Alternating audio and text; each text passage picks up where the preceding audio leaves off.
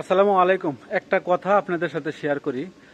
জানেন যে মালয়েশিয়াতে কিন্তু প্রচুর পরিমাণ ধরপাকড় চলতেছে, খুব সমস্যার মধ্যে অবৈধ প্রবাসীরা আছে, তাই না? তো 14 তারিখে আমাদের যে উপদেষ্টা আছেন আসিফ নজরুল স্যার, উনি কিন্তু আসতেছেন, তাই না? 15 তারিখে হয়তো বা একটা মিটিং আছে, বড় ধরনের 2 পর্যায়ের মন্ত্রী পর্যায়ের একটা মিটিং। তো এখানে আসলে সম্পূর্ণ কিছুই কিন্তু আলোচনা হবে, অবৈধদের বৈধতা দিবে কিনা বা কলিং ভিসা খুলবে কিনা।